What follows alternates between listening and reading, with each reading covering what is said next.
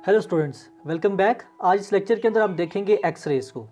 X-rays की क्या properties हैं, उनके क्या यूजेस हैं और जो मेन कंसेप्चुअल चीज़ आती है एक्स-रेज़ के अंदर कि किस तरह से इनका ओरिजिन हुआ, यानी किस तरह से इनकी डिस्कवरी हुई और साथ में इनकी जो टाइप्स हैं, inner shell transition, characteristic X rays क्या होती हैं, तो ये सारी चीज़ें इस लेक्चर के अंदर हम डिस्कस करेंगे। तो सबसे पहले हम स्टार्ट करते हैं एक्स-रेज़ की डेफिनेशन से।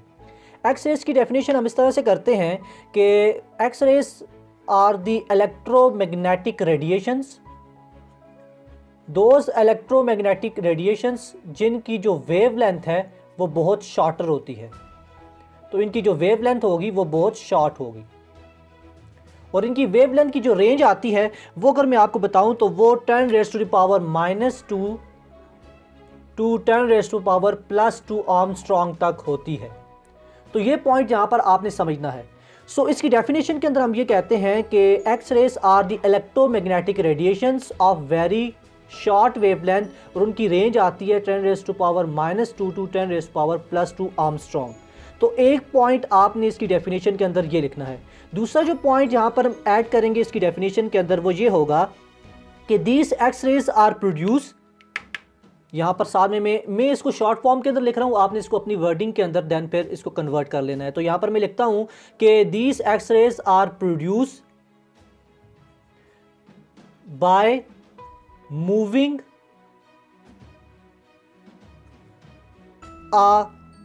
इलेक्ट्रॉन्स, और वो इलेक्ट्रॉन्स यूज़ करने जो कि जिनकी काइनेटिक एनर्जी जो है वो बहुत ज़्यादा हाई हो। सो ऐसे इलेक्ट्रॉन्स को हम मूव करवाते हैं जिनकी काइनेटिक एनर्जी बहुत ज़्यादा हो। जब उनको हम स्ट्राइक करवाते हैं तो यहाँ पर हम क्या करते हैं इसकी प्रोडक्शन के अंदर कि इन मूविंग इलेक्ट्रॉन्स को हम स्ट्राइक करवाते हैं ऑन अ मेटल, और हम कौन सा मेटल यूज़ करेंगे? हम हैवी मेटल यूज़ करेंगे। सो जब हम हैवी मेटल एनोड के ऊपर इन हाईली मूविंग इलेक्ट्रॉन्स को जिनकी काइनेटिक एनर्जी बहुत ज़्यादा होती है, जब उनको हम स्ट्राइक करवाते हैं on a heavy metal anode तो ये प्रोड्यूस करती हैं एक्स-रेज को। सो इसकी डेफिनेशन मैं आपको बताता हूँ, आपने अपने पास नोट कर लेना है या इस तरह से लिखना है। आप लिखेंगे इसकी डेफिनेशन के अंदर कि these rays are defined as these rays X rays are the electromagnetic radiations of very short wavelength. उनकी साथ में आपने रेंज ऐसे ब्रैकेट के अंदर लिखनी है और साथ में आपने ये लिखना है कि X rays are produced by moving a high kinetic energy electrons, and when these high kinetic energy electrons are strike on a heavy metal anode, then these electrons produces the rays which are known as X-rays. So इसकी definition होगी। अब इसको हम थोड़ा सा और simplify करते हैं और इसको समझने की कोशिश करते हैं कि इलेक्ट्रोमैग्नेटिक रेडिएशन। उससे पहले मैं आपको बता देता हूँ, इलेक्ट्रोमैग्नेटिक रेडिएशन स्पेक्ट्रम की अगर हम बात करें तो उसके अंदर कुछ हमारे पास रीजन्स आते हैं, डिफरेंट रेस के डिफरेंट जो रेडिएशंस हैं उनके रीजन्स आते हैं और उनकी देन हम फिर ऑर्डर की बात करते हैं कि किस रीजन की क्या फ्रीक्वेंसी है और क्या उसकी जो है वेवलेंथ है। तो उसको हम इस तरह से ट्रिक की मदद से याद करते हैं, RMI। ये मैं आपके सामने इलेक्ट्रोमैग्नेटिक रेडिएशंस जो हैं उनका स्पेक्ट्रम यहाँ पर ड्रॉ करने लगा हूँ, लिखने लगा हूँ। तो सबसे पहले हम इस तरह से लिखते हैं RMI, देन हम लिखते हैं विजिबल, V से visible, then ultraviolet, and then हम लिखते हैं एक्स-रेज, और लास्ट में आती है हमारे पास गैमा रेज, G से गैमा रेज। तो ये हमारे पास सारी इलेक्ट्रोमैग्नेटिक रेडिएशंस है जिनको हम एक स्पेक्ट्रम के अंदर लिखते हैं। तो अगर हम सबसे पहले बात करें तो ये हमारे पास रेडियो वेव्स हैं, ये हमारे पास माइक्रोवेव्स हैं, देन ये इंफ्रारेड है, ये विजिबल है, ये अल्ट्रावायलेट है, ये एक्स-रेज है और ये गैमा रेज है। तो इस स्पेक्ट्रम से आपको एक बात समझ में आ रही होगी कि जो एक्स-रेज हैं वो अल्ट्रावायलेट और गैमा रेज जो हैं उनके इन बिटवीन पाई जाती हैं। यानी एक्स-रेज की जो वेवलेंथ है और जो फ्रीक्वेंसी है वो अल्ट्रावायलेट और गैमा रेज के इन बिटवीन होती है। अब वो कैसे है आपने वो ज़रा सा समझना है यहाँ पर, और इससे भी क्वेश्चन अक्सर आ जाते हैं कॉम्पिटिटिव एग्जाम्स के अंदर, तो ये चीज़ें भी आपने ध्यान में रखनी है। तो जैसे हम मूव करते हैं गैमा रेज की तरफ तो हमारे पास जो एनर्जी है वो इन रेज की, वो इलेक्ट्रोमैग्नेटिक रेडिएशंस की, वो इंक्रीज होती है। यानी हम ये कह सकते हैं कि सबसे ज़्यादा जो इलेक्ट्रोमैग्नेटिक स्पेक्ट्रम के अंदर जिस रेडिएशन की एनर्जी सबसे हाई है वो गैमा रेज है, दूसरे नंबर पर एक्स-रेज हैं, फिर अल्ट्रावायलेट्स आते हैं, फिर विजिबल आता है और सो ऑन, इस तरह से। सो जैसे जैसे हम मूव करते हैं टुवर्ड्स दी गैमा रेज तो एनर्जी इनकी ज़्यादा होती है, और आप जानते हैं कि एनर्जी जब ज़्यादा होगी तो फ्रीक्वेंसी भी ज़्यादा होगी, यानी जब हम इन गामा रेस की तरफ मूव करते हैं तो फ्रीक्वेंसी और एनर्जी ज़्यादा होती है और वेवलेंथ जो होती है वो कम हो जाती है। ये किस वजह से होती है? क्योंकि आप जानते हैं कि wavelength is inversely proportion to frequency. तो जिस रेडिएशंस की फ्रीक्वेंसी ज़्यादा होगी उनकी वेवलेंथ कम होगी, और जिनकी वेवलेंथ ज़्यादा होगी तो उनकी फ्रीक्वेंसी कम होगी। ये आपने रिलेशन से आपको पता चल जाता है। सो एक बात यहाँ पर अगर हम करें तो जैसे जैसे हम गामा रेस की तरफ मूव करते हैं तो उनकी एनर्जी ज़्यादा होती है, जिसकी वजह से फ्रीक्वेंसी भी ज़्यादा होती है, और फ्रीक्वेंसी ज़्यादा होने की वजह से उनकी वेवलेंथ कम होती है। ये पॉइंट यहाँ पर आपने इस इलेक्ट्रोमैग्नेटिक स्पेक्ट्रम के हवाले से जहन में रख लेना है। तो अब हमने कहा कि एक्स रेस जो हैं वो शॉर्टर वेवलेंथ रखते हैं। वो किस वजह से रखते हैं? क्योंकि मैंने आपको कहा कि जैसे जैसे हम मूव कर रहे हैं टुवर्ड्स द गामा रेस तो वेवलेंथ क्या हो रही है? कम हो रही है। तो लिहाजा क्योंकि हमारे पास जो एक्स रेस है वो गामा रेस के साथ पाई जाती हैं, इस वजह से इनकी वेवलेंथ भी जो है वो कम होती है। ये हमने स्पेक्ट्रम के थ्रू यहाँ पर देख लिया। तो ये चीज़ आपने सबसे पहले समझ लेनी है। उसके बाद हम डिस्कवरी की बात करें तो एक्स रेस को जिस साइंटिस्ट ने डिस्कवर किया था उसका नाम था, जर्मन साइंटिस्ट था, उसका नाम था रोएंटजेन। रोएंटजेन हमारे पास साइंटिस्ट था, जर्मन फिजिसिस्ट, जिसने क्या किया था कि जब वो कैथोड रेस की प्रॉपर्टीज़ को स्टडी कर रहा था तो एक्सीडेंटली उससे एक्स रेस की डिस्कवरी हुई थी, और उसके बाद फिर 1920 के अंदर जाकर रोएंटजेन को इस डिस्कवरी की बिना पर नोबेल प्राइज़ भी दिया गया था। तो रोएंटजेन वो साइंटिस्ट था जिसने एक्स रेस की डिस्कवरी की थी। उसके बाद हम बात करें तो हमारे पास डिफरेंट मेथड्स हैं, डिफरेंट ट्यूब्स को यूज़ किया जाता है for the discovery of X rays. सबसे पहले हमारे पास मेथड आता है रोएंटजेन मेथड, और रोएंटजेन मेथड के अंदर जो ट्यूब यूज़ की जाती है उसको रोएंटजेन ट्यूब कहती हैं। तो पहला मेथड ये आ जाता है, जिस साइंटिस्ट ने उसको डिस्कवर किया उसने जो ट्यूब यूज़ की उस मेथड के नाम पर उसका नाम रख दिया गया रोएंटजेन मेथड। और इसके अंदर जो उसने ट्यूब यूज़ की वो मैंने आपको बताया कि वो गैस ट्यूब होती है हमारे पास। तो ये एक पॉइंट समझ आया आपको। दूसरा जो मेथड यूज किया जाता है इनकी डिस्कवरी के लिए वो हमारे पास होता है जी कोलिडिच मेथड। दूसरा मेथड है हमारे पास कोलिडिच मेथड, और कोलिडिच मेथड के अंदर जो है वो कोलिडिच ट्यूब को यूज किया जाता है for the discovery of X rays. अब ये कोलिडिच जो है ये भी एक साइंटिस्ट के नेम के ऊपर रखा गया है इस मेथड का नाम, क्योंकि इस साइंटिस्ट को जिसने यानी इस साइंटिस्ट ने जब एक्सपेरिमेंट किया एक्सरेज की डिस्कवरी के ऊपर तो उसने जो ट्यूब यूज़ की गई थी उसका नाम था कोलिडिच ट्यूब, तो इस वजह से इस मेथड को कोलिडिच मेथड कहा जाता है। और तीसरा एक और हमारे पास मेथड आता है जिसको हम कहते हैं बाय यूजिंग बीटा टेक्ट्रॉन। एक इलेक्ट्रॉन एक्सेलरेटिंग मशीन को यूज़ किया जाता है जिससे फिर देन आगे हैवी मेटल के ऊपर स्ट्राइक करके एक्स रेज की प्रोडक्शन की जाती है। तो वो तीसरा मेथड है जिसके अंदर बीटा टेक्ट्रॉन जो कि एक इलेक्ट्रॉन एक्सेलरेटिंग मशीन होती है उसको यूज़ किया जाता है और उससे डिस्कवरी की जाती है। लेकिन आज इस लेक्चर के अंदर जो आपकी बुक के अंदर भी मेंशन है मेथड कोलिडिच ट्यूब का मेथड, उसको हम यहाँ पर स्टडी करेंगे कि कोलिडिच ने किस तरह से अपना एक्सपेरिमेंट परफॉर्म करते हुए जो रोएंटजेन ने पहले बताया था उसकी बेसिस पर किस तरह से एक्सरेज की डिस्कवरी की, उसके बारे में आप यहाँ पर डिस्कस करते हैं। तो सबसे पहले हम बात करते हैं जी अपरेटस की। अपरेटस के अंदर कुछ चीज़ें आपने ध्यान में रखनी है जो कि इम्पॉर्टेंट है। सबसे पहले जो चीज़ आती है हमारे पास वो यूज़ की गई जो वो थी हमारे पास टंगस्टन की फिलामेंट। तो पहली जो चीज़ यूज़ की गई वो टंगस्टन फिलामेंट यूज़ किया गया। अब इस टंगस्टन फिलामेंट को जो था वो मोलिब्डेनम ट्यूब के अंदर कवर किया गया। ये बात आपने पॉइंट जहां पर समझ आया इनके इसके अपरेटस के हवाले से। दूसरी जो चीज़ इन्होंने यूज़ की वो हैवी मेटल को यूज़ किया एज अ एनोड। जैसा कि मैंने डेफिनेशन के अंदर भी बताया कि एक्स-रेज की डिस्कवरी के अंदर जो मूविंग इलेक्ट्रॉन्स होते हैं जिनकी काइनेटिक एनर्जी बहुत ज़्यादा होती है उनको स्ट्राइक करवाया जाता है हैवी मेटल एनोड के ऊपर, और उस हैवी मेटल एनोड से देन एक्स-रेज की प्रोडक्शन होती है। तो इसी के अपरेटस के अंदर दूसरी क्या चीज़ यूज़ की गई, हैवी मेटल एनोड को यूज़ किया गया, और इस हैवी मेटल एनोड को क्या किया गया, कॉपर ट्यूब के साथ जो है वो कवर कर दिया गया। ये दो चीज़ें इसके अपरेटस के अंदर बड़ी इंपॉर्टेंट है जो कि आपने ध्यान में रखनी है।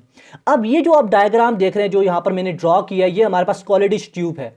इस कोलिडिच ट्यूब के अंदर अगर आप गौर से देखें तो ये हमारे पास जो यहाँ पर चीज़ है ये जो negative terminal of the battery के साथ अटैच है इसको हम कहते हैं कैथोड। ये कैथोड है हमारे पास, और कैथोड इसके अंदर क्या यूज किया गया, टंगस्टन फिलामेंट यूज किया गया जिसको मोलिब्डेनम ट्यूब के साथ कवर किया गया। अब कैथोड के ऊपर नेगेटिव चार्ज इस वजह से है क्योंकि ये यहाँ पर negative terminal of the battery के साथ अटैच है, और इस कैथोड रे को देन कनेक्ट किया गया डीसी मोटर के साथ, और डीसी वोल्टेज के साथ। वो डीसी वोल्टेज क्या करता है कि इस कैथोड ट्यूब को, ये टंगस्टन फिलामेंट को हीट करता है, और देन यहाँ से इलेक्ट्रॉन जो है उसकी प्रोडक्शन होती है।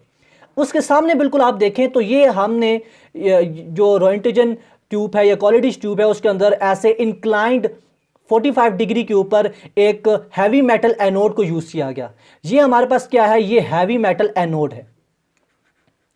तो ये चीज भी आपको समझ आ रही है, और इसके ऊपर जो साइन है वो चार्ज है वो पॉजिटिव है क्योंकि इसको positive terminal of the battery के साथ अटैच किया गया है, और इसके जो कवरिंग की गई है वो कॉपर ट्यूब के साथ की गई है। तो ये तो इसका सिंपल एपरेटस जो है वो आपने देखा। लेकिन यहां पर एक और बात आपने ये समझनी है कि ये जो ट्यूब थी कॉलिडिज ट्यूब, इसको बहुत ज़्यादा लो प्रेशर के ऊपर रखा गया, और वो प्रेशर की रेंज हमारे पास आती है 10⁻⁻⁻⁶ टॉर, यानी इतना कम प्रेशर जो है वो इस कॉलिज ट्यूब के अंदर मेंटेन किया गया, और जो वोल्टेज था वो बहुत ज़्यादा किया गया, और वोल्टेज की जो यहाँ पर रेंज आती है वो 30,000 to 50,000 वोल्ट आती है। यानी वोल्टेज की अगर हम बात करें तो वो 30,000 to 50,000 वोल्ट तक रखी गई। सो ये दो पॉइंट्स भी आपने यहाँ पर एक्स्ट्रा जो है वो जहन में रखने हैं कि जो प्रेशर था वो बहुत कम रखा गया, और जो वोल्टेज था वो बहुत ज़्यादा, जो कि 30,000 to 50,000 तक रखा गया, और इस पूरी ट्यूब को अंडर वैक्यूम रखा गया और प्रेशर को कम किया गया। अब इसकी वर्किंग की थोड़ी सी बात करें तो ये जो एनोड और कैथोड थे इनको बैटरी के साथ कनेक्ट कर दिया गया, और इनको हाई वोल्टेज प्रोवाइड किया गया। जैसे यहाँ पर मैंने आपको बताया कि 30,000 to 50,000 वोल्टेज इनको प्रोवाइड किया गया। तो जब इसको वोल्टेज अप्लाई किया गया तो आप जानते हैं कि जो कैथोड है, जिसको हम जहाँ से रेस प्रोड्यूस होती है, जिनको हम कैथोड रेस कहते हैं, इलेक्ट्रॉन्स कहते हैं, तो वो जो इलेक्ट्रॉन्स थे उन्होंने स्ट्राइक किया जाकर सामने इंक्लाइंड जो हमारे पास हैवी मेटल का एनोड था उसके ऊपर उन्होंने स्ट्राइक करना स्टार्ट किया। अच्छा, तो जब इन जो इलेक्ट्रॉन्स थे इन्होंने जब स्ट्राइक किया हैवी मेटल एनोड के ऊपर, तो आप जानते हैं कि इन जो इलेक्ट्रॉन्स की काइनेटिक एनर्जी थी उनका मैक्सिमम जो पोर्शन था वो इस एनोड की जो कॉपर ट्यूब थी उसको हीट अप करने में यूज़ हो गया, और कुछ जो एनर्जी थी काइनेटिक एनर्जी वो in the form of rays यहाँ से इमिट हुई जिनको हम एक्स रेस का नाम देते हैं। तो इस तरह से एक्स रेस की प्रोडक्शन हुई इस कॉलिडिज या रोएंटजन ट्यूब के अंदर, जो कि हमने यहाँ पर डिस्कस की। तो सिंपल आपने ये बात ध्यान में रखनी है कि जब हाई वोल्टेज जो है वो प्रोवाइड किया गया इन दोनों एंड्स के ऊपर ट्यूब की, तो यहाँ जो कैथोड थी, कैथोड से इलेक्ट्रॉन की प्रोडक्शन हुई। ये कैथोड से जो इलेक्ट्रॉन्स प्रोड्यूस हुए इन्होंने जाकर हैवी मेटल एनोड के ऊपर स्ट्राइकिंग की, और जिससे फिर एक्स रेस की प्रोडक्शन हो गई। तो ये पॉइंट यहाँ पर आपने समझ लिया। उसके बाद हम बात करें तो हमारे पास जो काइनेटिक एनर्जी ऑफ इलेक्ट्रॉन है, जो कि हमने यहाँ पर डिस्कशन की जिसकी कि वो काइनेटिक एनर्जी ऑफ इलेक्ट्रॉन का जो मैक्सिमम पोर्शन है वो कॉपर ट्यूब को हीटअप करने में इस्तेमाल हो गया, और कुछ जो पोर्शन था वो एक्स रेस की प्रोडक्शन के अंदर हमें शो हो गया। अब ये जो एक्स रेस की प्रोडक्शन हुई, इनकी जो इंटेंसिटी है वो डिपेंड करती है kinetic energy of the electron को। तो हम इससे यहाँ पर एक रिलेशन फाइंड आउट कर सकते हैं, एक रिलेशन निकाल सकते हैं, और वो रिलेशन ये है कि kinetic energy of electron is directly proportion to the intensity of X rays. यानी अगर हमने एक्स रेस की इंटेंसिटी को बढ़ाना है तो हम काइनेटिक एनर्जी ऑफ इलेक्ट्रॉन को इंक्रीज करेंगे, और ये जो काइनेटिक एनर्जी ऑफ इलेक्ट्रॉन है देन ये डिपेंड करती है किसके ऊपर, वोल्टेज के ऊपर डिपेंड करती है। यानी हम जितना ज़्यादा इलेक्ट्रिक वोल्टेज प्रोवाइड करेंगे इन दो एंड्स ट्यूब के इन दोनों एंड्स के ऊपर, उतनी ही ज़्यादा kinetic energy of electron increase होगी, और उस काइनेटिक एनर्जी ऑफ इलेक्ट्रॉन के इंक्रीज होने की वजह से जो इंटेंसिटी ऑफ एक्स रेज है वो भी इंक्रीज हो जाएगी। तो ये रिलेशन यहाँ पर आपने अच्छे तरीके से समझ लेना है। सो ये तो बेसिक हमने बात की कि किस तरह से इसकी प्रोडक्शन हुई। अब इसको हम माइक्रो लेवल के ऊपर जाकर देखेंगे, ओरिजिन ऑफ एक्स रेस के ऊपर, कि एटम के लेवल के ऊपर किस तरह से एक्स रेस की प्रोडक्शन होती है, और इनकी डिफरेंट टाइप्स के हवाले से भी बात करेंगे। लेकिन वहाँ पर जाने से पहले कुछ प्रॉपर्टीज़ जो हैं वो यहाँ पर मैंने मेंशन की है एक्स रेज की, जो कि आपके लिए जानना ज़रूरी है, वो यहाँ पर मैंने मेंशन की है, उनको हम वन बाय वन यहाँ पर डिस्कस कर लेते हैं। पहले तो सबसे पहली जो प्रॉपर्टी आती है एक्स रेज की कि ये ट्रैवल करते हैं इन अ स्ट्रेट लाइन। जैसे ऑर्डिनरी लाइट स्ट्रेट लाइन के अंदर ट्रैवल करती है, इसी तरह से एक्स रेज भी जो हैं वो भी स्ट्रेट लाइन के अंदर ट्रैवल करती हैं। एक पॉइंट यहाँ पर आपने समझ लेना है।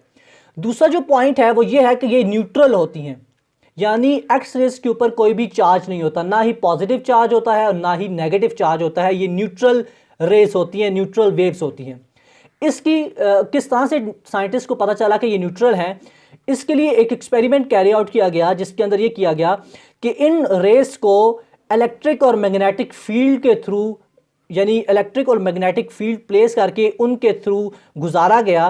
तो देखा गया कि इन जो रेस की डिफ्लेक्शन थी वो किसी भी तरफ नहीं हुई और इन्होंने स्ट्रेट लाइन के अंदर मूव किया, जिससे देन ये कंक्लूड किया गया कि ये जो रेस हैं वो न्यूट्रल होती है। तीसरी बात कि इनके अंदर एबिलिटी होती है टू आयनाइज गैसेस, यानी इनके रास्ते के अंदर, इन रेस के रास्ते के अंदर जितनी भी अगर हम गैसेस रखेंगे तो उनको आयनाइज करने की एबिलिटी एक्स रेस के अंदर होती है। उसके बाद 4 पॉइंट पर इनकी प्रॉपर्टी आती है कि ये फ्लोरेसेंट प्रोड्यूस करते हैं, यानी जब हम इनको सब्सटेंसेस जैसे रॉक साल्ट के ऊपर, यूरेनियम के ऊपर, ऐसे कंपाउंड्स ऑफ कैल्शियम और बेरिलियम के ऊपर जब हम इनको स्ट्राइक करवाते हैं तो ये वहाँ पर चमक पैदा करते हैं, जिसको हम फ्लोरेसेंस कहते हैं। इसके अलावा एक और पॉइंट ये आता है कि इनको रिफ्लेक्ट, ये यानी रिफ्लेक्ट भी होती हैं और रिफ्रैक्ट भी होती हैं। रिफ्लेक्टेड से यहाँ पर मुराद क्या है? रिफ्लेक्शन बोलते हैं कि किसी भी ऑब्जेक्ट से स्ट्राइक करके बाउंस बैक हो जाना, उस चीज़ को हम रिफ्लेक्शन कहते हैं। जबकि रिफ्रैक्शन ये होता है bending of a light, bending of a rays, यानी एक ऑब्स्टिकल हमने रखा है और उस ऑब्स्टिकल के इर्द, जब उस ऑब्स्टिकल के साथ ये रेज टकराती हैं तो वहाँ पर वो बेंडिंग स्टार्ट कर देती हैं। उस चीज़ को हम क्या कहते हैं? रिफ्रैक्शन कहते हैं। यानी एक्स रेज जो हैं वो रिफ्लेक्टेड भी होती हैं और जिनके अंदर रिफ्लेक्शन भी कॉज हो सकती है और रिफ्रैक्शन भी हो सकती है। देन नेक्स्ट पॉइंट हमारे पास आता है कि इनको डायफ्रैक्ट किया जा सकता है बाय द क्रिस्टलाइन सब्सटेंसेस। जो क्रिस्टलाइन सब्सटेंसेस होते हैं जिनके अंदर डेफिनेट ऑर्डर पाया जाता है, अरेंजमेंट ऑफ एटम्स पाई जाती हैं, उनके थ्रू इनकी डिफ्रैक्शन भी हो सकती है। नेक्स्ट पॉइंट जो कि बड़ा इंपॉर्टेंट है, जो कि मेडिसिन की इंडस्ट्रीज़ के अंदर या दूसरी जो डिफरेंट इंडस्ट्रीज़ है उनके अंदर बड़ा यूज़ किया जाता है एक्सरेज का, वो ये है कि इनकी पेनिट्रेशन पावर, यानी इन एक्सरेज की जो पेनिट्रेशन पावर होती है वो बहुत ज़्यादा होती है। यानी स्किन के थ्रू जो है वो फ्लैश के थ्रू वो बॉडी के अंदर पेनिट्रेट कर सकती हैं, तो इनकी पेनिट्रेशन पावर भी बहुत ज़्यादा होती है। और लास्ट पॉइंट यहाँ पर जो मैंने इनकी प्रॉपर्टीज़ के हवाले से वो लिखा है वो ये है कि ये जो एक्स रेज हैं ये ब्लैकन भी कर सकती हैं फोटोग्राफिक प्लेट को। यानी ये जो फोटोग्राफिक प्लेट्स होती हैं जब इनको एक्स रेज को उनके ऊपर स्ट्राइक करवाया जाता है तो उसको, उस फोटोग्राफिक प्लेट के सरफेस को ये ब्लैकन कर देती हैं, ब्लैक कर देती हैं। और ये जो प्रॉपर्टी है इनकी एक्स रेज की, ये डिपेंड करती है extend of intensity of X rays, यानी एक्स रेज की इंटेंसिटी जितनी ज़्यादा होगी वो उतना ही ज़्यादा फोटोग्राफिक प्लेट को ब्लैकन करेंगे। तो ये इंपॉर्टेंट जो प्रॉपर्टीज़ हैं ये आपने ध्यान में रखनी है। तो यहाँ पर ये जो टॉपिक है प्रॉपर्टीज़ के हवाले से वो भी हमने कवर कर लिया। अब हम नेक्स्ट देखते हैं इंपॉर्टेंट कि ऑरिजिन ऑफ एक्स रेज क्या है। ऑरिजिन ऑफ एक्स रेज, इस ऑरिजिन ऑफ एक्स रेज के अंदर हम डिस्कस करेंगे इनर शेल ट्रांजिशन को। किसको डिस्कस करेंगे? इनर शेल ट्रांजिशन को। और साथ में हम कैरेक्टरिस्टिक्स एक्स रेज को भी देखेंगे और यही इसके अंदर ही हम जो different types of X rays हैं उनको भी लेकर चलेंगे। यानी इस टॉपिक के अंदर हम ऑरिजिन भी देख रहे होंगे कि एक्स रेज बेसिकली किस तरह से प्रोड्यूस होती हैं एटॉमिक लेवल के ऊपर। दूसरा हम ये देखेंगे कि इनके अंदर इनर शेल ट्रांजिशन और कैरेक्टरिस्टिक्स एक्स रेज क्या होती हैं और देन इनकी टाइप्स ऑफ एक्स रेज भी देखेंगे। तो इनर शेल ट्रांजिशन के बारे में भी हम यहाँ पर डिस्कशन करेंगे। तो सबसे पहले हम बात करते हैं different types of X rays. तो टाइप्स ऑफ एक्स रेज के हवाले से कुछ चीज़ें आपने ध्यान में रखनी है, वो यहाँ पर मैं मेंशन कर देता हूँ। हमारे पास जो है different types of X rays हैं, उनके अंदर जो हमारे पास 3 टाइप्स हैं जो कि बेसिक एक्स रेज की पाई जाती हैं, उनको यहाँ पर हम लिखते हैं। वो है के अल्फ़ा, के बीटा एंड के गैमा। यानी मोस्ट ऑब्जर्वेबल जो हमारे पास टाइप्स हैं एक्स रेज की वो के अल्फ़ा है, के बीटा है और के गैमा है। इनकी कैसे डिस्कवरी हुई उसको हम डिस्कस करते हैं। तो फॉर एग्जांपल ये हमारे पास एक एटम है हैवी मेटल का एटम है, क्योंकि हमने बात की डिस्कवरी के हवाले से, तो हमने कहा था कि जो एक्सरेज की प्रोडक्शन होती है वो इस हैवी मेटल एनोड से होती है। तो इसके अंदर बहुत सारे एटम्स होते हैं हैवी मेटल के, लेकिन उसमें से एक एटम को यहाँ पर मैंने ड्रॉ किया है और यहाँ पर हम डिस्कशन करेंगे कि उनके अंदर किस तरह से डिफरेंट यानी कंसेप्ट छुपा है कि किस तरह से ये एक्सरेज प्रोडक्शन होती है। सो आपको पता है कि जो हैवी मेटल है उसका एटॉमिक नंबर बहुत ज़्यादा होता है। सो यहाँ पर मैं मेंशन भी कर देता हूँ, जो हैवी मेटल होते हैं जैसे हमारे पास उसके अंदर आयरन आता है, जिंक आते हैं, इनका एटॉमिक नंबर जो है जिसको हम Z से रिप्रेजेंट करते हैं ये बहुत ज़्यादा होता है। सो यहाँ पर मैंने एक एटम को ड्रॉ किया है। आप जानते हैं कि फर्स्ट शेल जो होता है वो K शेल होता है, सेकंड L शेल होता है, थर्ड M शेल होता है और देन N शेल होता है। और इसके अंदर डिफरेंट जो इलेक्ट्रॉन्स हैं उनकी जो है प्लेसमेंट होती है और वो डिपेंड करता है atomic number of the metal के ऊपर, एलिमेंट के ऊपर। हमें पता है कि जो K शेल है उसके अंदर 2 इलेक्ट्रॉन्स पाए जाते हैं, L शेल के अंदर 8 इलेक्ट्रॉन्स होते हैं, M शेल के अंदर 18 इलेक्ट्रॉन्स होते हैं और N शेल के अंदर 32 इलेक्ट्रॉन्स होते हैं। लेकिन ये जो नंबर है इलेक्ट्रॉन्स का इन शेल के ऊपर वो डिपेंड करता है then atomic number of that particular atom के ऊपर कि एटॉमिक नंबर क्या है। फॉर एग्जांपल अगर हम बात करें हाइड्रोजन तो उसका एटॉमिक नंबर ही 1 है, तो उसके K शेल के अंदर एक ही इलेक्ट्रॉन आएगा। ये जो मैंने आपको यहाँ पर बताया है कि K शेल के अंदर मैक्सिमम 2 इलेक्ट्रॉन आ सकते हैं, L शेल के अंदर 8 मैक्सिमम इलेक्ट्रॉन्स आ सकते हैं, इस तरह से M के अंदर 18 मैक्सिमम इलेक्ट्रॉन्स आ सकते हैं। तो हम बात करते हैं फॉर एग्जांपल यहाँ पर हमारे पास कोई भी हैवी मेटल है, हम आयरन को ले लेते हैं। आयरन का जो एटॉमिक नंबर है वो 26 होता है और एटॉमिक नंबर से आपको पता है कि एटॉमिक नंबर हमें बताता है नंबर ऑफ प्रोटॉन्स के बारे में कि कितने प्रोटॉन्स है उस न्यूक्लियस के अंदर, और साथ में हमें वो बताता है कि नंबर ऑफ इलेक्ट्रॉन्स क्या हैं शेल्स के अंदर। तो 26 का मतलब यह है कि इस आयरन के हैवी मेटल के न्यूक्लियस के अंदर 26 प्रोटॉन्स होंगे और शेल के अंदर 26 इलेक्ट्रॉन्स होंगे। उसकी प्लेसमेंट हम कर सकते हैं, जैसे K शेल के अंदर 2 इलेक्ट्रॉन आ गए हमारे पास, इसी तरह से 8 जो हैं वो आ जाएंगे K शेल के अंदर और सो ऑन। तो यहाँ पर मैं सिंपली आपको कंसेप्ट समझाना चाहता हूँ कि किस तरह से एक्सरेज की प्रोडक्शन हुई। तो ये हमारे पास 4, 5 हो गए, 6, 7 और 8, और हम ड्रॉ नहीं करते, इसी से हम समझने की कोशिश करते हैं। तो फॉर एग्जांपल जैसा कि हमने डिस्कवरी के अंदर भी बात की कि जब हम कैथोड से हाईली एनर्जेटिक इलेक्ट्रॉन्स की बम्बार्डमेंट करवाते हैं, स्ट्राइक करवाते हैं हैवी मेटल एनोड के ऊपर, तो उस हैवी मेटल एनोड के अंदर जो मौजूद इलेक्ट्रॉन्स होते हैं उनको वो वहाँ से नॉकआउट करते हैं। फॉर एग्जांपल ये जो काइनेटिक एनर्जी जिनकी ज़्यादा थी इलेक्ट्रॉन्स की, जो कि कैथोड से आए थे, उन्होंने K शेल ऑफ दी जो हमारे पास हैवी मेटल था उससे इस इलेक्ट्रॉन को नॉकआउट कर दिया और ये वो बाहर ले गए इसको। अब जब ये इलेक्ट्रॉन यहाँ से नॉकआउट हो गया तो इस इलेक्ट्रॉन के यहाँ पर जगह पर वैकेंसी क्रिएट हो गई। इस वैकेंसी को फिल करने के लिए इलेक्ट्रॉन्स या तो K शेल L शेल से आ सकते हैं, या तो M से आ सकते हैं, या तो अपर किसी भी शेल से आ सकते हैं। सो अगर इलेक्ट्रॉन इस K शेल के अंदर वैकेंसी को फिल करने के लिए L शेल से आएगा तो उस जो हमारे पास जो स्पेक्ट्रल लाइन हमें मिलेगी उसको हम K अल्फा कहेंगे। एक बात आपको समझ आई। अगर दूसरी चीज़ यहाँ पर आपने ये समझनी है कि जब इलेक्ट्रॉन्स M शेल से K शेल के अंदर आएंगे तो उसको हम कहेंगे K बीटा, और ये जो हमारे पास सीरीज स्पेक्ट्रल सीरीज मिलती है एक्स स्पेक्ट्रम के अंदर उसको हम कहते हैं K सीरीज। इसी तरह से जब electrons for example L shell से K शेल के अंदर आ गया तो L शेल के अंदर क्या होगा, वैकेंसी क्रिएट हो जाएगी। अब L शेल की वैकेंसी को फिल करने की हर किसी भी शेल से इलेक्ट्रॉन L शेल के अंदर आएगा।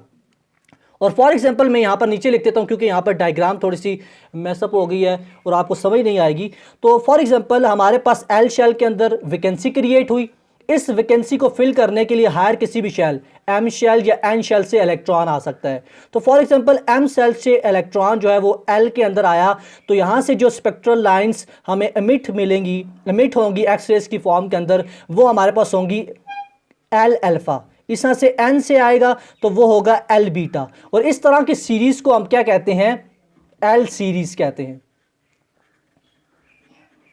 इसी तरह से सेम अगर M के अंदर इलेक्ट्रॉन्स आएंगे हायर किसी भी शेल से तो वो हमारे पास सीरीज के अंदर स्पेक्ट्रल लाइंस जो देंगे वो M अल्फा M बीटा देंगे, और इन तरह की सीरीज़ को हम क्या कहेंगे, एम सीरीज़ कहेंगे। इस तरह से सेम अगर एन के अंदर आएंगे तो एन अल्फ़ा एन बीटा देंगे और इस सीरीज़ को हम क्या कहेंगे, एन सीरीज़ कहेंगे। सो इस सारे कंसेप्ट को यहाँ पर मैं अगर शॉर्ट वे में अगर आपको बताऊँ तो जब हम कैथोड हाईली जो मूवेबल काइनेटिक एनर्जी रखने वाले इलेक्ट्रॉन्स की जब हम बम्बार्डमेंट करवाते हैं on a heavy metal anode, तो उस हैवी मेटल एनोड के किसी भी शेल से इलेक्ट्रॉन जब नॉकआउट हो जाता है तो उस जगह पर वैकेंसी क्रिएट हो जाती है। फॉर एग्जाम्पल के से इसने इलेक्ट्रॉन को नॉकआउट किया तो के के अंदर वैकेंसी क्रिएट होगी। अब हायर किसी भी शेल से इलेक्ट्रॉन उस के अंदर आ सकता है उस वैकेंसी को फिल करने के लिए। तो फॉर एग्जांपल अगर वो एल से के के अंदर आ रहा है तो के अल्फा देगा, अगर एम से के अंदर आ रहा है तो के बीटा स्पेक्ट्रल लाइन देगा और इस सीरीज़ को हम क्या कहेंगे, के सीरीज़। इसी तरह से डिफरेंट सीरीज़ जो है एक्सरेज की हमें एक्सरे स्पेक्ट्रम के अंदर मिलती हैं। लेकिन यहाँ पर एक गौर करने वाली बात यह है कि जो एल और के सीरीज़ है ये मोस्ट ऑब्जर्वेबल होती हैं, यानी इनके होने का चांसेस जो है वो ज़्यादा होते हैं, जबकि एम सीरीज़ और एन सीरीज़ जो है वो ना होने के बराबर होती हैं। सो यहाँ इस तरीके से आप इस चीज़ को समझ सकते हैं कि ये जो हमारे पास एक्सरेज की प्रोडक्शन है या ओरिजिन है वो किस तरह से हुआ है। अब इसको हम इनर शेल ट्रांजिशन क्यों कहते हैं, ये आपने बात समझनी है। अब यहाँ पर आप देखें, अगर जैसा कि मैंने आपको बताया कि जब वैकेंसी क्रिएट होगी तो हायर किसी भी शेल से इलेक्ट्रॉन जो है वो लोअर शेल के अंदर आएगा उस वैकेंसी को फिल करने के लिए। तो ये जो शेल के अंदर ही ट्रांजिशन हो रही है इलेक्ट्रॉन्स को, इसको हम कहते हैं इनर शेल ट्रांजिशन। और इसी इनर शेल ट्रांजिशन की वजह से जो रेस प्रोड्यूस होती हैं उनको हम क्या कहते हैं, एक्स रेस कहते हैं। तो अब आपको यहाँ पर ये समझ आ गया होगा अच्छे तरीके से कि इनर शेल ट्रांजिशन क्या होती है, कि जब हाईली मूवेबल जो इलेक्ट्रॉन्स होते हैं वो स्ट्राइक करते हैं, नॉकआउट करते हैं इलेक्ट्रॉन्स को, वहाँ पर वैकेंसी क्रिएट होती है और हायर किसी शेल से इलेक्ट्रॉन्स नीचे फिल करने के लिए आते हैं इस वैकेंसी को। तो इस जो ट्रांजिशन है इलेक्ट्रॉन्स की, इसको हम कहते हैं इनर शेल ट्रांजिशन। और इससे जो रेस प्रोड्यूस होती हैं उनको हम एक्स रेस कहते हैं। अब जो इंडिविजुअल एक्सरे प्रोड्यूस होती है उसकी अपनी एक करैक्टरिस्टिक होती है। फॉर एग्जांपल जो के अल्फा से हमारे पास जो रेस प्रोड्यूस होंगी उनकी अपनी करैक्टरिस्टिक्स होंगी, इस तरह से एल सीरीज़ के अंदर जो प्रोड्यूस होंगी उनकी अपनी करैक्टरिस्टिक्स होंगी। तो एक इंडिविजुअल जो एक्सरेज की करैक्टरिस्टिक्स हैं वो डिफरेंट होती है दूसरी से, और इस वजह से इनको हम कहते हैं करैक्टरिस्टिक्स एक्सरेज। तो ये डिफरेंट जो चीज़ें आपने यहाँ पर ध्यान में रखनी है। अब यहाँ पर आपने जो लास्ट के अंदर चीज़ समझनी है वो ये है कि हमारे पास जो हैवी मेटल है उसकी मैंने आपको बात बताई कि वो उसका जो एटॉमिक नंबर है वो ज़्यादा होता है, और उसके अंदर जो एटॉमिक नंबर होता है वो डिपेंड करता है, वो बताता है हमें कि नंबर ऑफ़ प्रोटॉन्स कितने हैं न्यूक्लियस के अंदर और नंबर ऑफ़ इलेक्ट्रॉन्स कितने हैं।